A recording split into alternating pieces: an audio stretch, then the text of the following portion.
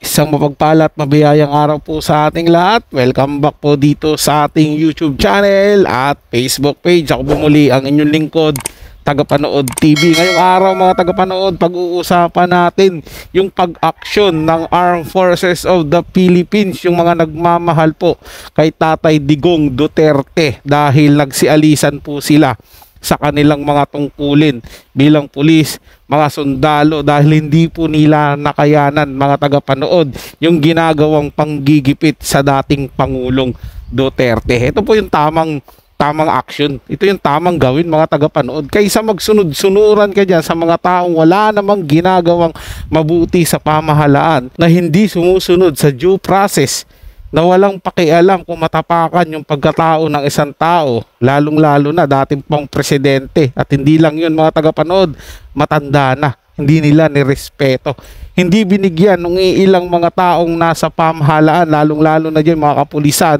at mga sundalong humuli kay Tatay Duterte. Hindi nila naisip na itong taong hinuhuli nila, ito yung nagbigay sa kanila ng tulong para taasan yung sweldo nila, para hindi nila maramdaman yung hirap ng trabaho nila mga tagapanood. Pero sa video itong ibabahagi ko sa inyo, nagagawa natin ng reaction, makikita pa dito na nagkakasiyahan at tuwan-tuwa sila, nagsasayawan pa mga tagapanood.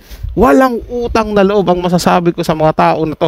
Buti na lang yung mga totoong tao na tumitingala at sumusuporta kay Tatay Digong Duterte, na-realize po siguro nila na wala nang patutunguhan kung mananatili ako sa serbisyo.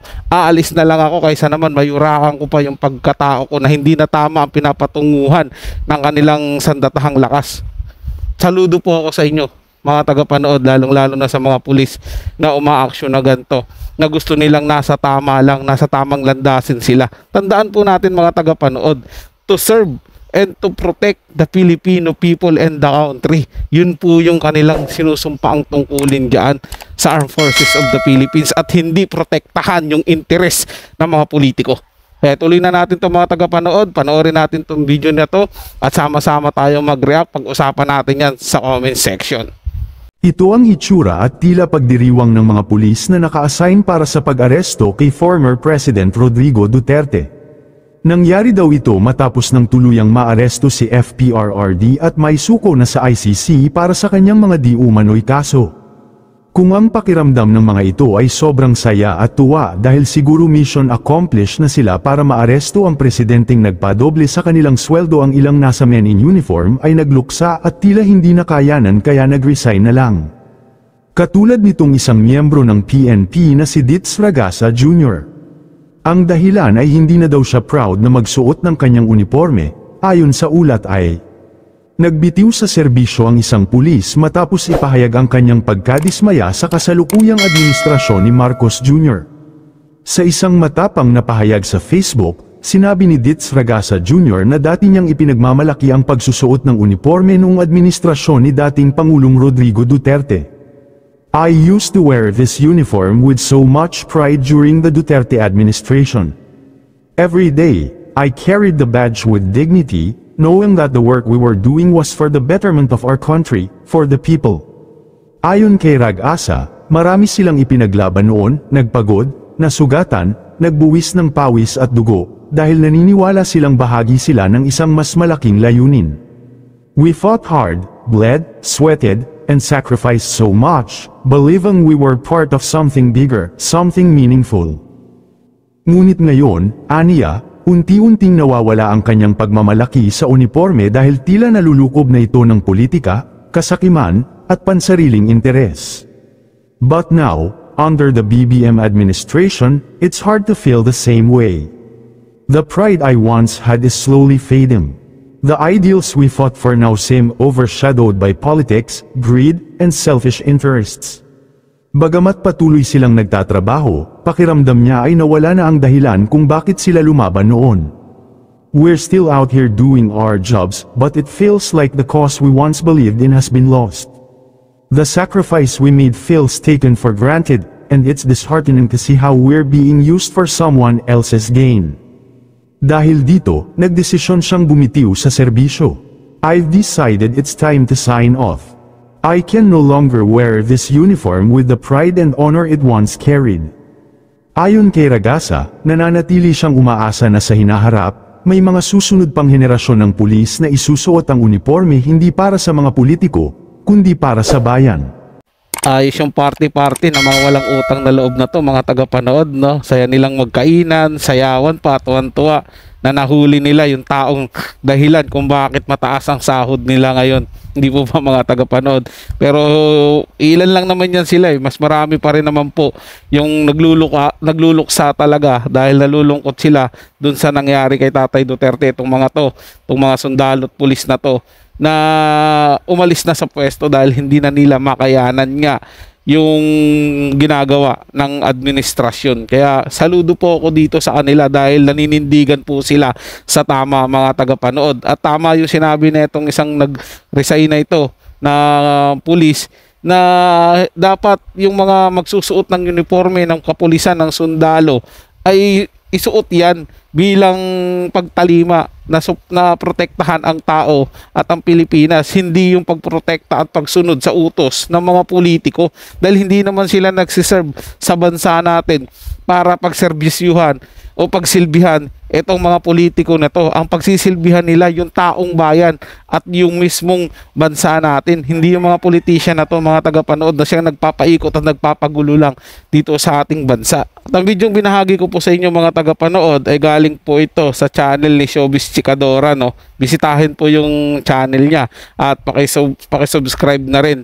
At mapapanood nyo yung video na binahagi ko sa inyo na walang putol-putol po, na hindi po kagaya ng ginagawa ko kasi reaction video po ito. So tuloy natin to, mga tagapanood. I hope that someday, those who come after us will wear it with true pride, not for the politicians, but for the people who deserve better. Isa pang nag-resign ay miyembro naman ng PSG at SWAT. Ayon naman sa kanyang dahilan, ang pagmamahal niya sa tungkulin at uniforme ay unti-unti nang naglaho dahil sa mga nangyari. Over time, that love has begun to fade. The value I once found in it no longer holds the same weight.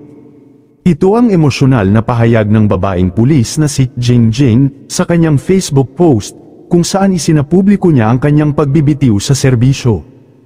Ayon sa kanya, hindi niya pangarap noon ang maging pulis, ngunit kalaunan ay naramdaman niyang may nagtulak sa kanya sa propesyong ito. Becoming a police officer was never my original aspiration, but in time, I felt a higher calling that guided me toward this path. God led me to it. Sa kabila ng pagtutol umano ng kanyang pamilya, pinili niyang ipaglaban ang kanyang desisyon. Inialay niya ang sarili sa serbisyo, tiniis ang mga sakripisyo, mga gabing walang tulog, pangungulila sa pamilya, paninirang puri mula sa ilang kasamahan, at mga matinding pagsubok sa kanyang karakter. I went beyond what was required of an ordinary police officer. Ngunit aniya, dumating siya sa puntong hindi na niya kayang ipagpatuloy ang laban. Tulad ng isang relasyon na hindi na gumagana, minabuti niyang tapusin ito nang may natitirang respeto sa sarili. And so, I decided that, much like in any relationship, it may be best to part ways while there is still some respect left. Sa kabila ng kanyang pagbibitiw, pinasalamatan niya ang PNP at Presidential Security Group sa mga naging karanasan niya sa serbisyo, gayon din ang kanyang mga naging kasamahan. With a heavy and grateful heart, thank you and goodbye. Maraming netizen ang nagpahayag ng suporta kay Jingjing, habang patuloy na lumalawak ang usapan tungkol sa tunay na kalagayan ng mga pulis sa ilalim ng kasalukuyang administrasyon. At isa rin pulis ang nagpahayag na hindi na daw talaga nakaka-proud ang tsapa at uniforme nilang suotin ayon kasi sa post ni Poy PEI. There was once a time that I could be so proud of wearing this uniform, it was FPRRD's time. I could wear this with dignity, pride and honor.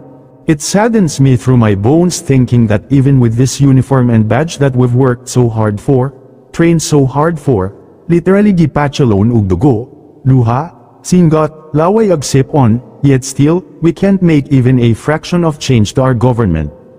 Real talk, gamiton ratas nos taas for their own personal gains and interests. Only one man did ever care for us, and it was the old man we failed to protect today. The man who gave his all for the betterment of this God-forsaken country of ours. This uniform and badge have never been this heavy. Di ka na nakaka-proud. God Save the Philippines. Ayon naman kay Yumi Santiago mula sa Philippine Army ay, sa mga hindi po nakakaalam, ako po ay isang military. Sumumpa sa watawat ng Pilipinas na poprotektahan ko ang bayan at ang sambayanan. Etong araw na to ang pinakamabigat sa puso ko.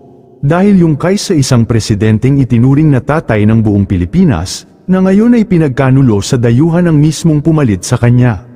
Yung presidenteng palamura at bastos ang bibig ang nakikita nila, na normal nang ginagawa ng mga tao ngayon at ultimo mga bata ay ginagawa na din. Ang dating sigla sa pagbibigay ng serbisyo na ngayon ay napalitan ng kahabagan at pagdadalawang isip. Pagdadalawang isip na ituloy ang aking advokasya sa kabila ng kawalan ng hustisya sa sariling bansa. Wala eh.